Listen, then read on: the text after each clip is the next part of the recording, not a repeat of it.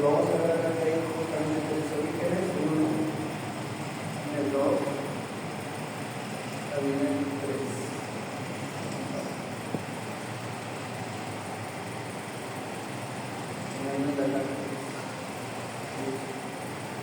Hay tres posiciones: cervical, cervicodorsal, dorso lumbar y sacro.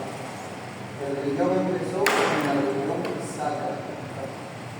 Aquí aparece esta opción de acá, esto se llama promeso, esto se llama mesomeso, esto se llama metameso.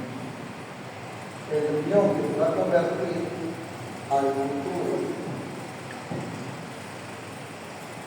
en el riñón definitivo viene a ser el riñón metameso.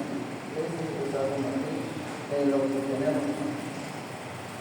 Pero para eso y hay una estructura que va a conocer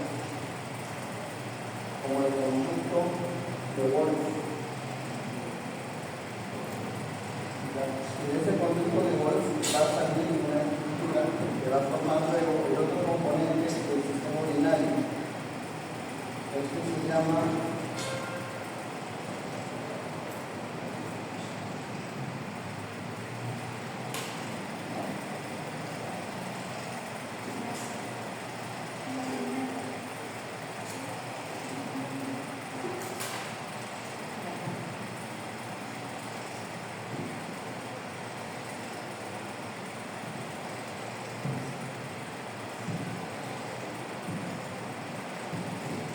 y eso viene a ser justamente esta estructura. Entonces, supone que nosotros en nuestro sistema urinario ya del adulto tenemos el riñón, que es este, con su seno, y de aquí está saliendo todo esto. Y que desemboca en esto. Entonces, tenemos dos partes, las vías urinarias,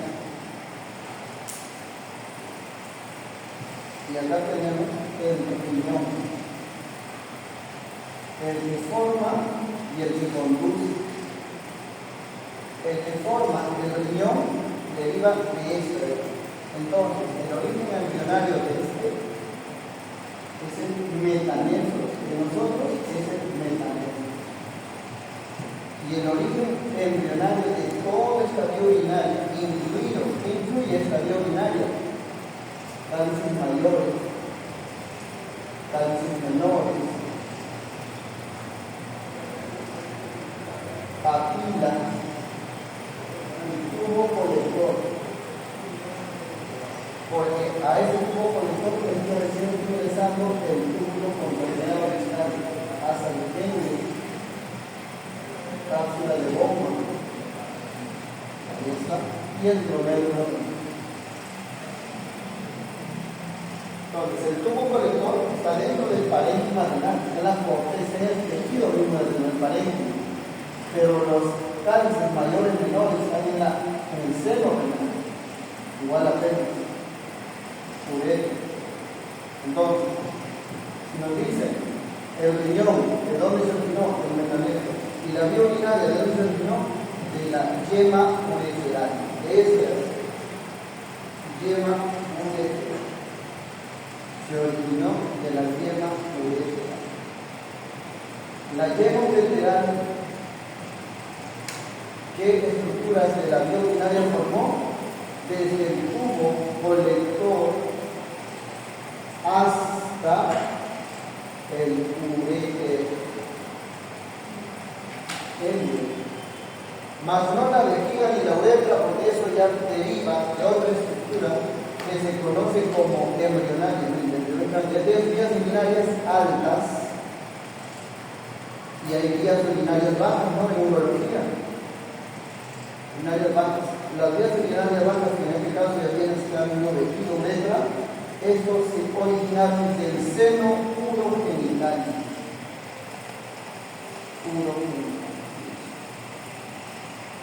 Listo. Está entonces todos los orígenes urinarios de esas estructuras.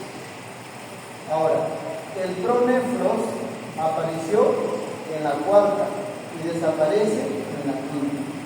Aparece o inicia en la cuarta y desaparece o cesa en la cuarta, finales de la cuarta, quinta. El mesonefros igual aparece en la cuarta, desaparece en la décima. Y el metanefros aparece, el metanefros aparece en la quinta y esto finalmente queda como un riñón definitivo. Listo, eso. Entonces, ahí están las preguntas relacionadas a básicas de renal, todo eso en salud, en nada. Cuando te dicen, el riñón definitivo deriva del el riñón metanefrítico inicia o aparece en la quinta semana. Es una pregunta. Quinta semana. Riñón metanefrítico. Ahora, ¿cuál es el riñón definitivo? Metanefrítico. ¿Pero dónde está? En la región sacra. Se supone que esto tiene que migrar a la región. ¿Qué región?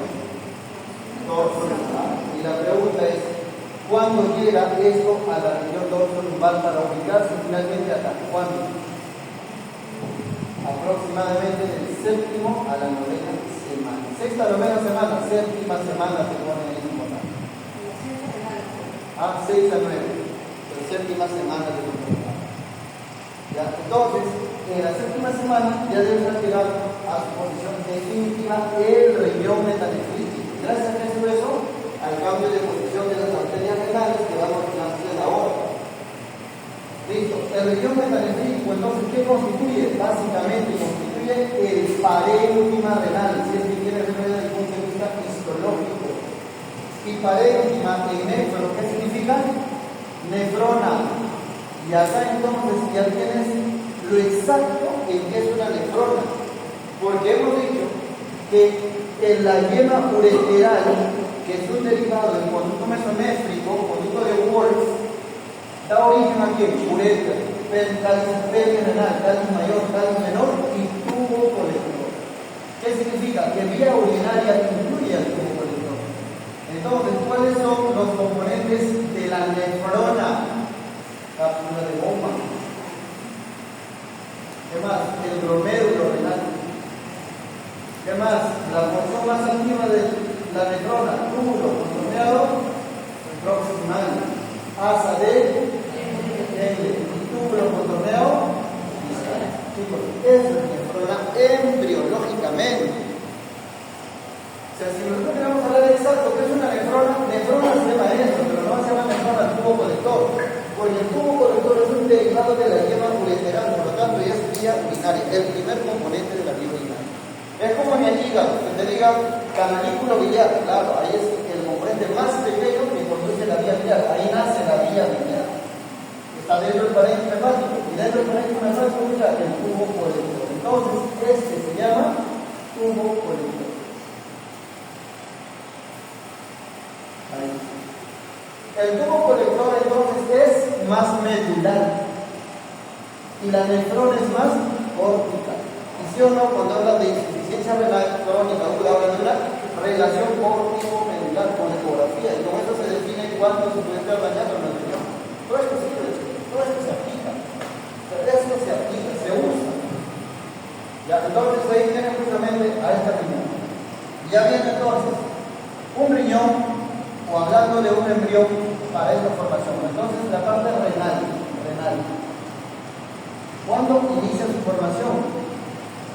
inicia en la cuarta semana, pero inicia como pro-nefrona.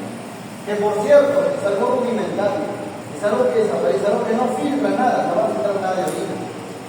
Se le llama riñón primitivo al mesonefro y se le llama riñón definitivo, me también son términos. Riñón rudimentario, riñón primitivo y riñón definitivo. Tres términos así exactos. Inicia la cuarta semana y ya está. ¿Qué más? El riñón definitivo. Riñón definitivo. Ahí como dato. El riñón definitivo inicia su formación en la quinta semana. ¿Cómo se llama? Metanefrosis. ¿Qué más? Este de acá, ¿ya? ¿Cuándo inicia su nefrogénesis? ¿Cuándo forma sus nefronas? Nefrogénesis. Octava semana. ¿Cuándo llega a su posición definitiva? Posición definitiva, ¿cuándo llega? Séptima semana. ¿Cuándo empieza a formar orina? Formación de orina, ¿cuándo? Décima semana. Ahí digo, 10, 14, décima semana formando. Si hay nefronas en la octava semana, ya se está formando. Obvio que si hay nefronas, ya va a empezar la filtración. Porque en la quinta ya está el riñón metanefrítico. En la séptima ya está en su posición dorsolumbar. En la octava las nefronas ya se forman. Si hay nefrona, entonces ya puede ir filtrando. En la décima ya hay orina. Ya empieza a formarse. Listo, chicos. Entonces, esta orina finalmente va a ser el responsable de iniciar la formación del líquido amniótico, elemento fundamental para el crecimiento del desarrollo fetal dentro del vientre materno. Esos serían los datos más importantes, creo yo, de lo que es renal. Ya estamos con eso. Muy bien. Ahora vamos a pasar a ver una pregunta que por acá.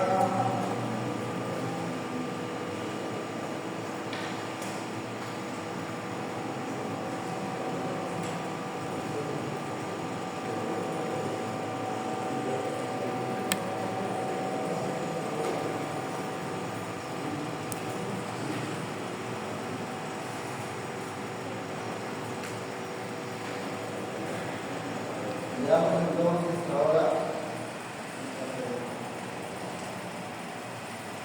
Vamos a ver entonces la parte del oficio y histología.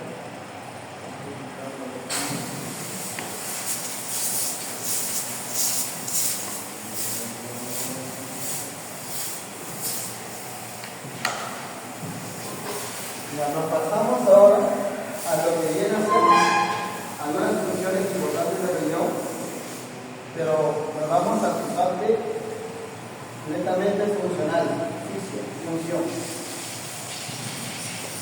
¿Cuál es la principal función del riñón? Formar orina, ¿no? Pero para formar orina, ¿qué se necesita? Entonces, ahí está. Estamos.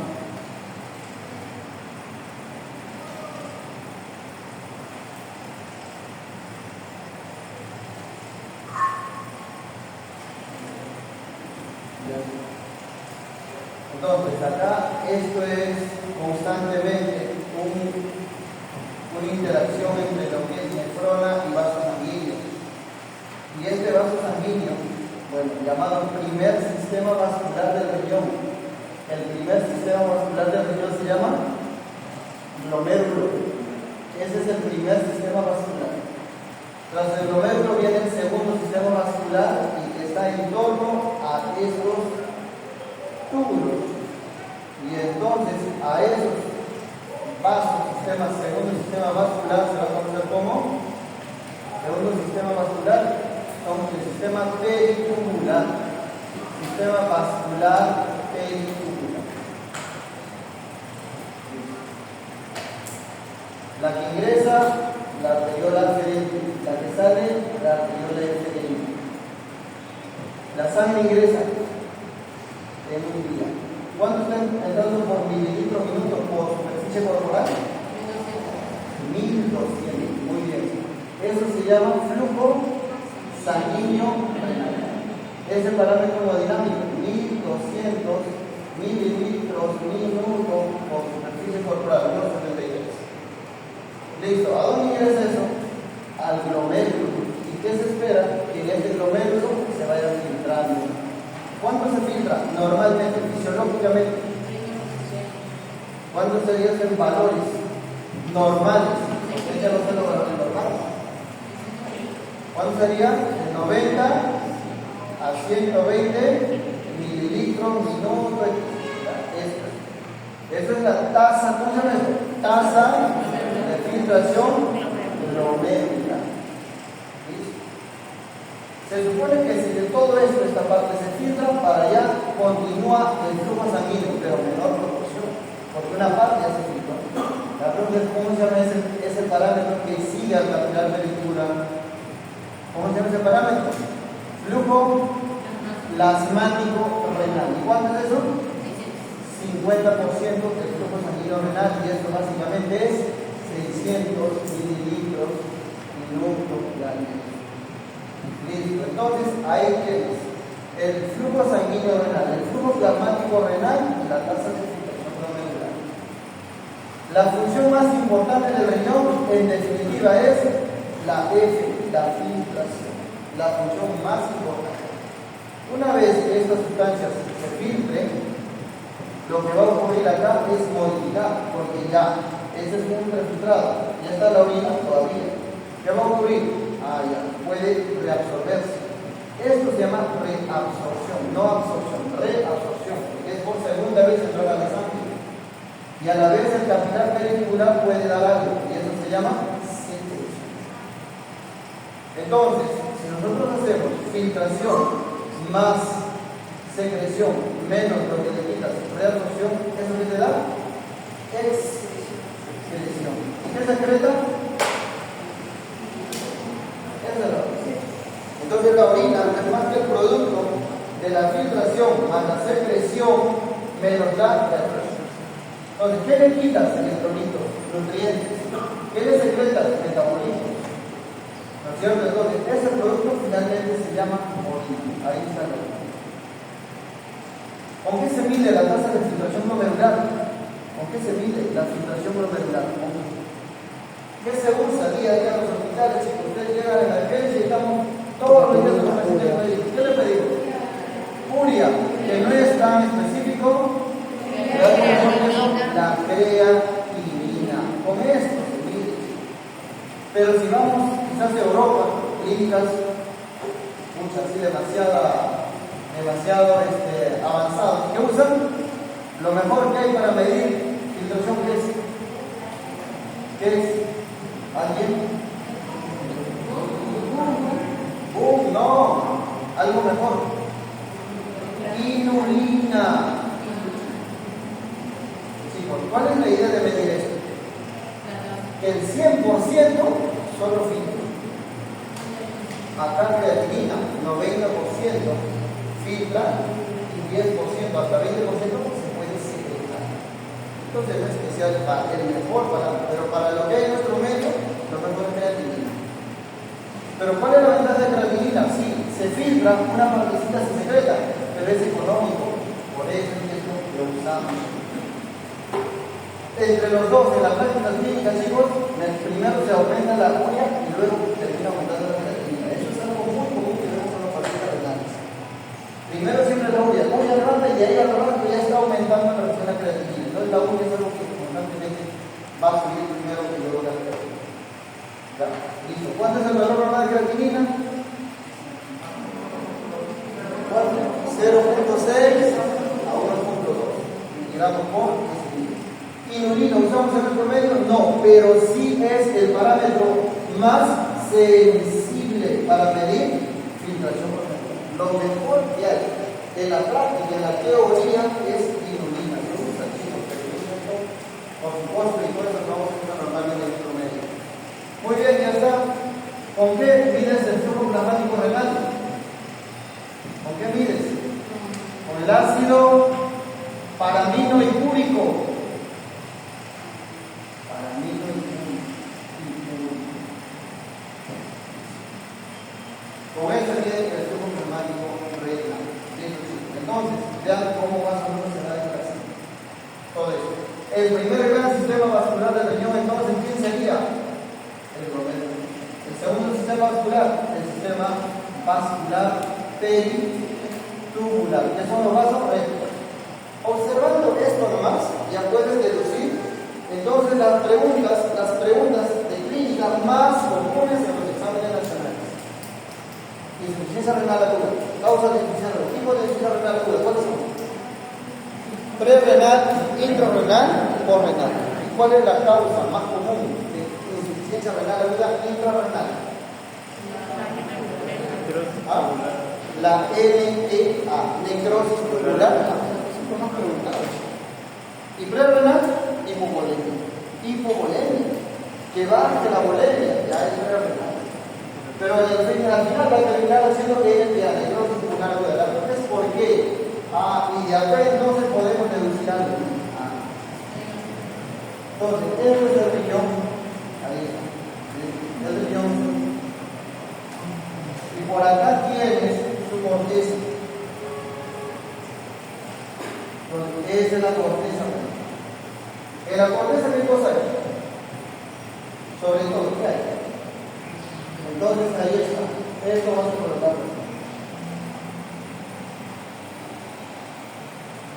Y hay dos tipos de estos todavía. Y entre todo, entonces va ahí. Bueno, mucho de eso. Por ahí. Y acá tienes a esta que le abraza la cápsula. Ahí. Pero este también le abraza la cápsula más grande.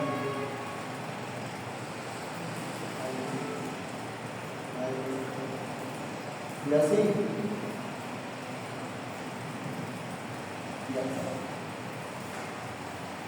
De todo este sistema vascular, ya lo que va a continuar hacia esta parte inferior dorsal, bien sería el vaso recto. Pero acá viene la arteriola aferente y la arteriola inferente. La aferente y la inferente igual va. Entonces ingresa y así. Ahí está el vaso. Pregunta, ¿cuánto ingresa? O mejor dicho, la corteza. ¿De qué está constituido fundamentalmente la corteza? ¿De qué está constituido fundamentalmente la corteza? ¿Qué contiene? Glomérulos renales. O sea, está la nefrona. ¿Pero qué tipo de nefrona predomina ahí? Cortical. Porque hay dos tipos de nefrona. Cortical. Y este que está en torno a la médula, ¿cómo se llama? Nefrona yuxtamedular. Esta es la nefrona yuxtamedular, que son poquísimos, y esta es la nefrona cortical, que son más abundantes. Pero entre los dos, estás viendo que a toda esa nefrona, ¿cuánto de sangre llega? 1200. ¿Y la médula de qué está hecho? La médula está hecha de qué, chicos? Aparte de asas de genes largas, de las intramedullares, ¿de qué está hecho? De tubo colector. ¿Se van a formar qué cosas? Las pirámides de Marquis. Pregunta, ¿cuánto de sangre llega? 1200. ¿Y cuánto llega a los tubos rectos, a los capilares ventriculares? ¿Cuánto llega? 600.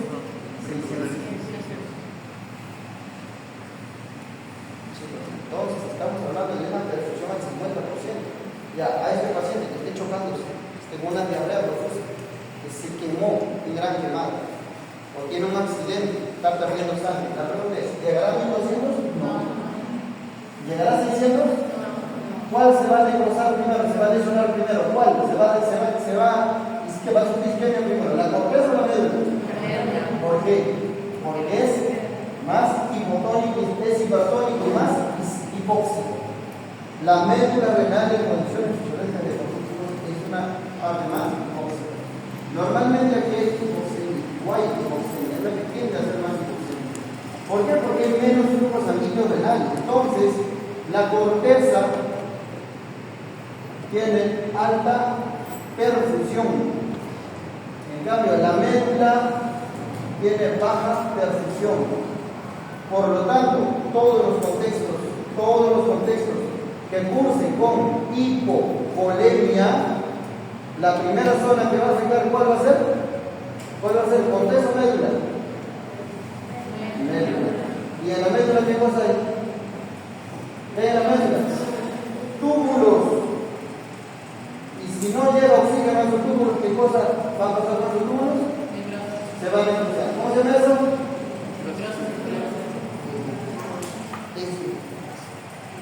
Por esa región siempre sus túbulos se lesionarán. ¿Ya? Entonces, esa es la necrosis tubular aguda que todo el tiempo se interrumpe. ¿Y cómo diferenciarlo? Fena. Prerenal y renal, fena, todo. Con fena creo que casi todos los casos te traen fena. Así que tienen que ser las cosas puntuales de los casos clínicos. Hay muchos problemas con eso. ¿Ya? Muy bien, entonces, ya está.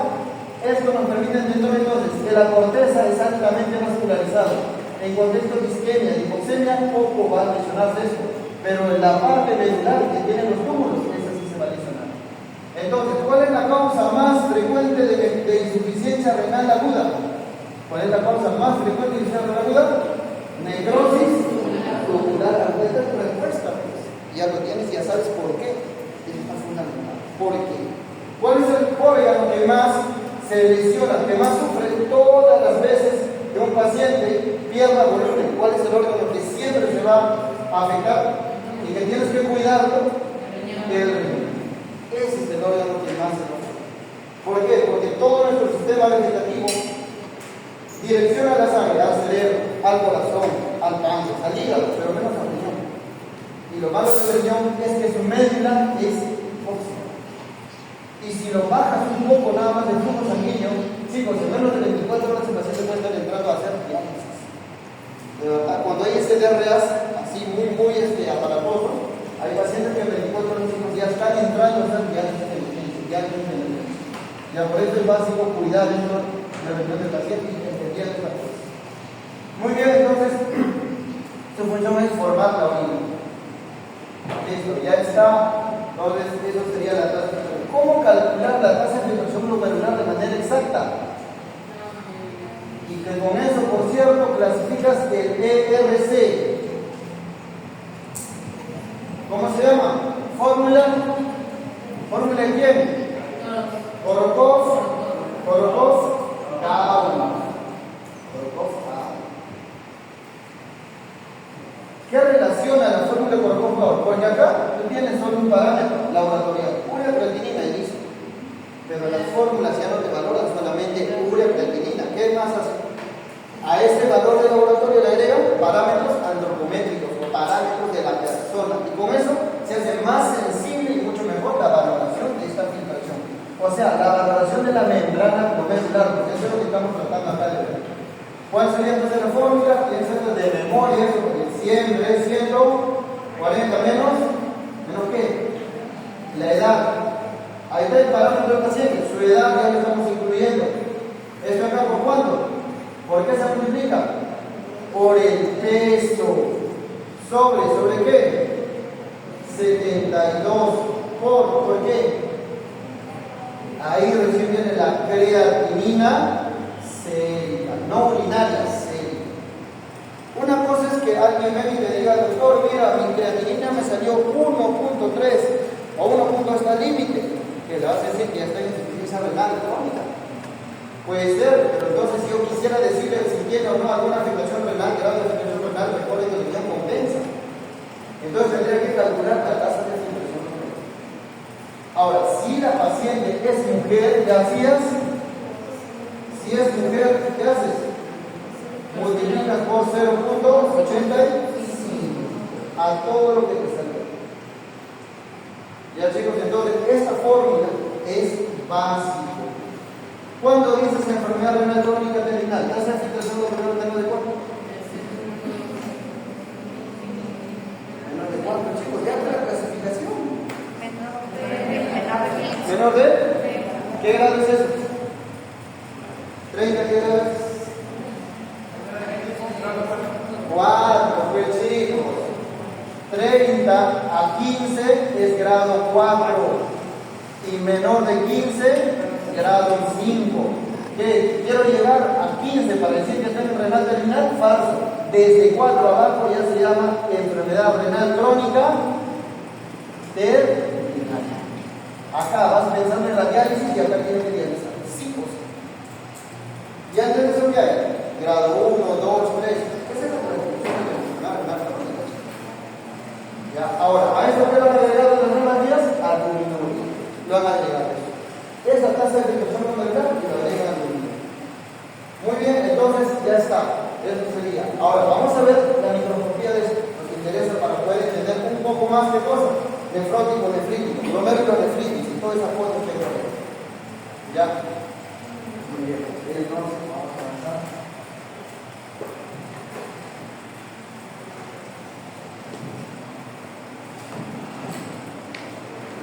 Siguiente. Membrana glomerular, ya. Nos vamos a la parte más microscópica. Membrana glomerular.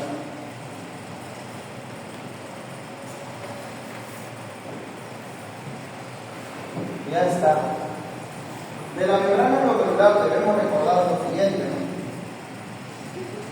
Es vaso sanguíneo, ahí está. Este es, a ver, si vamos a hacer para que se pueda ver más completo. Cápsula de Bowman, hoja visceral, que forma parte de la membrana glomerular, cápsula de Bowman, hoja parietal. Y de ahí ya sale a esto que viene a ser túbulo contorneado proximal. Listo. Ahora, dentro de todo esto, un corte transversal histológico, ahí están los capilares. ¿Cómo se llaman las estructuras que sostienen el glomérulo renal? ¿Cómo se llaman? Células Yuxtaglomerulares. ¿Células qué? ¿Endoteliales? Yuxtaglomerulares. Todavía están acá y están acá todavía. Entonces son las células mesangiales. Esas vienen a ser las células mesangiales intraglomerular y extraglomerular. Pero las que sostienen al glomérulo son las mesangiales intraglomerular. Dentro de este glomérulo, de este capilar, están los eritrocitos. ¿Solamente eritrocitos? No, también agua. ¿Qué más? De importancia, ¿qué nos interesa por estos fines? Los eritrocitos y la albúmina, las proteínas. Chicos, nos interesa eso. Y si queremos hablar de un diabético por ahí, tampoco nos vamos a atrever a medir glucosa en orina, teniendo ya pruebas serológicas. Así que con el glucómetro suficiente, antes, cuando querían diagnosticar los señores, cuando nos cuentan que les enseñaron a mí, así, los maestros que van a ir pasando, decían que ellos probaban la orina. Y en el diabético su orina es dulce. ¿Y es por qué? Porque hay glucosuria. Ahora, en el recintado médico que vino, ¿cuál es el umbral de la capacidad de reabsorción de glucosa en la orina? ¿Cuál es? Tengo un diabético, tiene 120, 140 de glucosa. ¿Está alta o no? ¿Valor normal de glucosa? 70-100. Hoy en día 100, 70-100. ¿Tiene 140? ¿Hiperglicemia?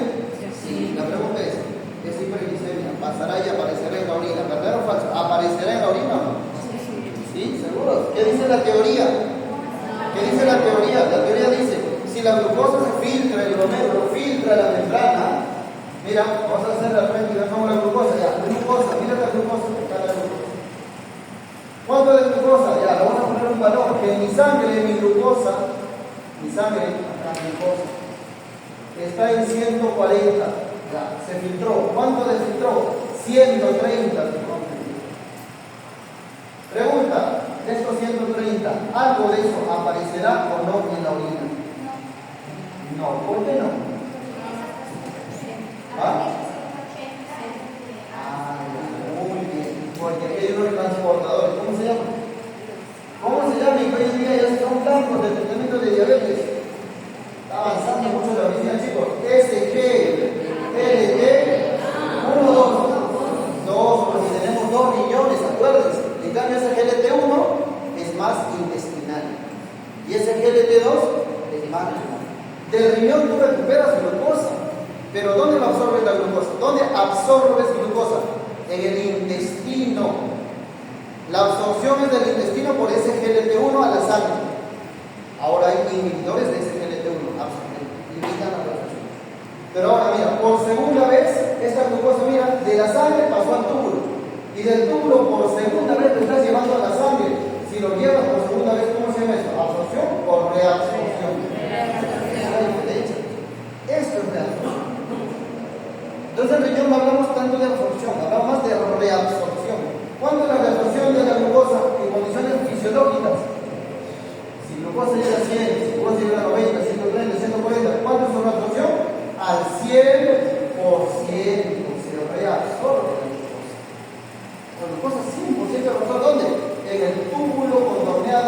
proximal y nada más.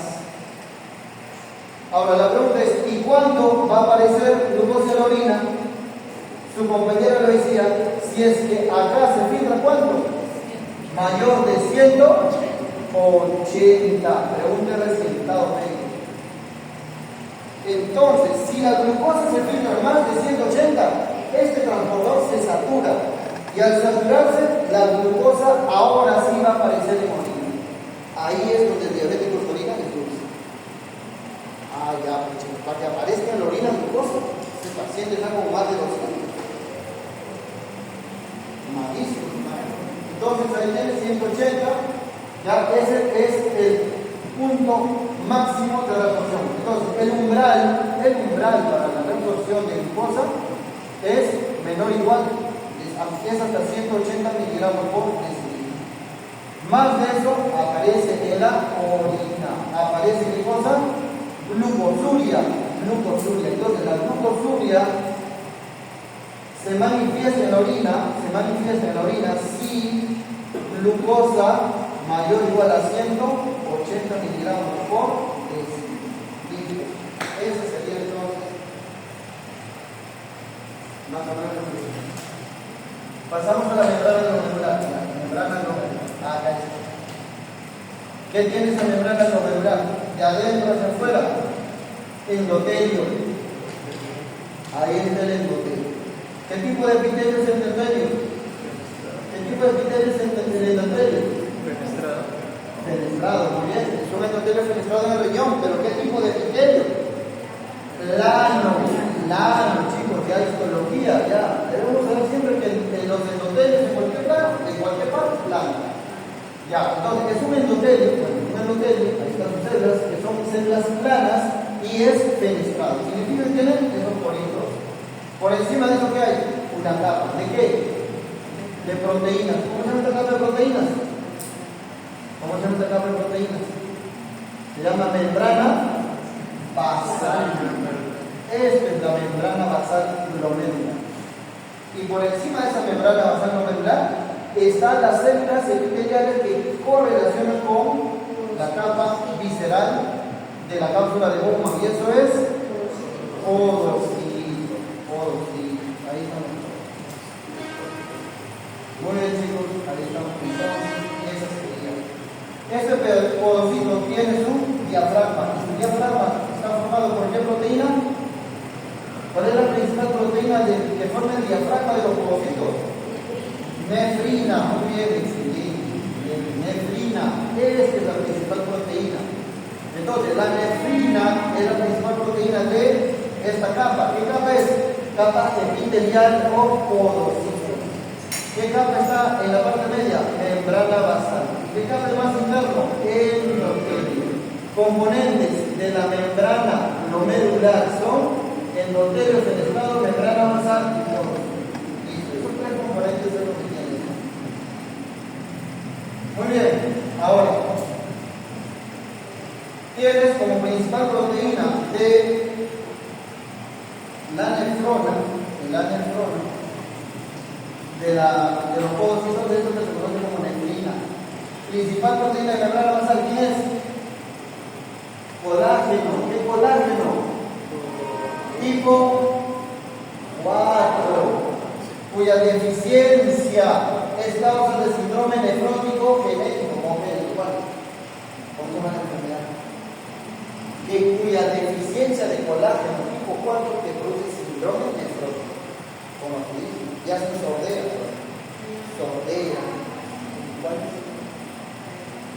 Se llama enfermedad de Alport, causa de síndrome nefrótico, chicos. Para que se les quede siempre tienen que tener el sustento básico. No se los olviden. Donde haya membrana basal y hay algo, entonces falla pues todo aquello que tiene membrana basal. Pulmón, oído y riñón. ¿Ya? Esto es causa de qué? De síndrome nefrótico. Algo produce síndrome nefrótico. ¿Cuál es la principal proteína entonces de la membrana basal? ¿Cuál es la principal proteína del podocito? Nefrina. Y acá tienen justamente un endotelio fenestrado. Esos son los tres componentes. Normalmente acá vas a tener la glucosa. ¿Qué puede pasar? eritrocito, el glóbulo rojo, que normalmente no pasa. Y también vas a tener acá la proteína. Y de esta proteína, la que más nos interesa para fines clínicos, ¿cuál es? La albúmina. ¿Por qué? Porque hay más proteínas. Hay mucho más proteínas. Entonces, ahí tienes albúmina, glóbulo rojo, glucosa. Esos serían entonces los que están en la luz del capital. Ahora, pregunta, ¿cuáles son las propiedades fisiológicas que esta membrana no debe perder para que estos elementos no se pierdan en la orina? ¿Glucosa pasa? ¿Pasa o no pasa? Sí pasa. Pero ¿cuál es el detalle de la glucosa? Así como se filtró, 100% se reabsorbe. Pregunta, ¿puede pasar glóbulos rojos acá? Normalmente no debe haber. ¿Proteínas qué te parece? Proteínas. Puede ser, pero son parámetros bajísimos. Y sobre todo proteínas de qué? Proteínas de bajo peso molecular. Esperaremos encontrar en orina una inmunoglobulina M, una inmunoglobulina A, Lo que esperamos encontrar quizás en una inmunoglobulina G, que es la inmunoglobulina de menor peso molecular, pero aún así, ¿por qué? Porque esto por una pareja. Y otra cosa, las proteínas ¿qué carga tienen? Negativa. Tiene carga negativa, o sea, es algo complicado. Y el glóbulo rojo, por su peso molecular, no puede pasar. Entonces, no esperamos encontrar normalmente proteínas y glóbulo rojo en gran cantidad. Ahora, ¿cuánto es el valor normal de proteínas en orina? Chicos, a ver estos datos. ¿Cuánto de proteínas como máximo se puede encontrar? Proteínas totales en general. Incluyen las proteínas de TAMS orfan. ¿Para qué sirve la proteína de TAMS orfan? Y que la vamos a preguntar según un montón de eso. ¿Para qué sirve la proteína de TAMS orfan, chicos?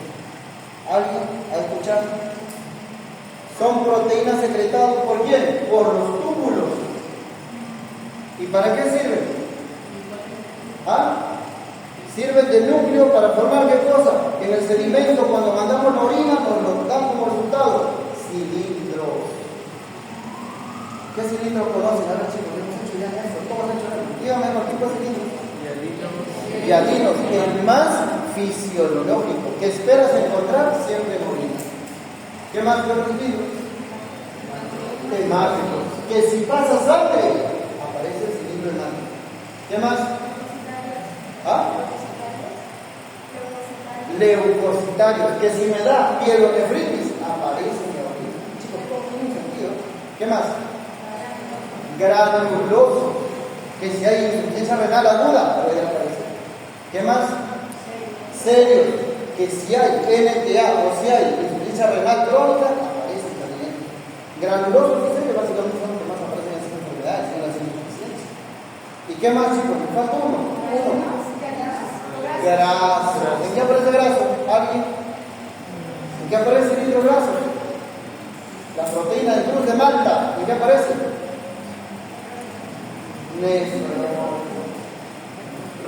En el nefrótico, todo el nefrótico de los todo el nefrótico, nefrítico. Hablamos de todas las glomérulas nefríticas, de fondo que tiene, nefrótico. Entonces, los grandes sistemas, síndromes. El respiratorio debo aprenderme siempre bien qué cosa, el semio, obstructivo, restrictivo, y ya está serio, ya está ya toda la clínica, porque eso es mi base. El renal que debo aprenderme, nefrótico, nefrítico, ya está todo casi nefrodesarrollado. ¿Ya? Entonces, pueden encontrar proteínas menos de 150 miligramos por en orina. Menos de 150. Y en albúmina menos de 30. Menos de 30. O sea, menos, bajísimo. 30 miligramos. O sea, bajísimo. En sí no debería. Pero la pregunta es, aparecen términos como micro qué es? Albuminuria, ya lo han leído en las guías de oro. Macro albuminuria, que aparecen proteínas en rango nefrótico. Entonces dime con los valores. Estas cosas que ustedes tienen que tenerlo claro. ¿Cuándo dice microalbuminuria? ¿Cuándo dice microalbuminuria? Cuando encuentras en orina, ¿cuánto de proteína? ¿Ah? ¿Cuánto de proteína? Si te digo que albúmina debe haber menos de 30 a 300 microalbuminuria. ¿Cuándo es una albuminuria? Más de 300. ¿Y rango nefrótico? ¿Cuánto? ¿Más de cuánto? 2.5. No, tiene un parámetro ya definido. ¿Cuál es? 3.5 miligramos o gramos. Por eso nos hinchamos, chicos. Para perder tanto, pero nos hinchamos, el nefrótico se dematiza hacia la sarca. ¿Por qué? Porque tanta proteína nunca perdía que no hay en la sangre. Por eso es gramos, esto es miligramos. ¿Saben? Esto es 3.5 gramos. Eso es altísima la carga de proteína. Ahora, la pregunta es, si la albúmina tiene carga negativa, ¿por qué se habrá perdido? Y la albúmina casi su peso molecular, su diámetro, correlaciona con el poro. 60-70 Armstrongs aproximadamente, si no me equivoco, por ahí va. Pero es mínimo el pasaje, no avanza. Ahora, la pregunta es, ¿cuál será el principal factor para que la albúmina aparezca en la orina? Entonces, para eso vienen las dos grandes propiedades que tiene esta membrana glomerular. ¿Cuáles son? El diámetro del poro. ¿Y el otro cuál es? La carga. ¿Qué carga tiene la membrana? Negativa. ¿Y su poro? Menos de 70. Chicos, si esto pierde la carga, díganme, ¿quién va a repeler a las proteínas? Nada. Y ahí aparece nada. ¿Cuál es la enfermedad que por excelencia le hace perder carga a esta membrana? ¿Quién es? ¿Quién es, chicos, esa enfermedad, esa pandemia? Más que todo ya está. ¿Quién es? La diabetes mellitus de chicos. ¿A quién no le da? ¿A quién todo diabético termina con un problema renal? ¿Por qué? Porque termina lesionando su riñón. ¿Qué parte es su riñón? Parte vascular, pero también su membrana glomerular. Al final termina siendo nefropatía diabética. ¿Y con qué empieza la nefropatía diabética? ¿Cuál es el primer signo clínico de la nefropatía diabética? Pregunta el examen. Hiperfiltración glomerular. Después, ¿qué aparece? ¿Cuál es el signo que ahora? Instauración de la nefropatía diabética. La micro. Ya las cargas empezaron a fallar. Si las cargas fallan, albúmina aparece. ¿Cómo lo puede ver una persona? Mi papá y mi mamá, ¿cómo? Empieza a orinar espumoso. Orina llévalo, porque estás orinando y espuma. ¿Espuma qué es en orina? Finalmente, ¿qué? ¿Chela? No, chicos, eso es de proteína. Listo, ahí entonces, más o menos, ya vamos viendo. Ahora, aquí hay dos cosas fundamentales. Ya, aparte de todo esto, ya teniendo estos alcances, vean, el diámetro del poro y la carga. ¿Qué significa? ¿Qué sustancias, en función a estos dos principios, van a tener mayor capacidad de filtrarse en este membrana? Las sustancias que tienen ¿qué cosa? Alto peso o bajo peso molecular. Bajo peso molecular. ¿Carga negativa o carga positiva?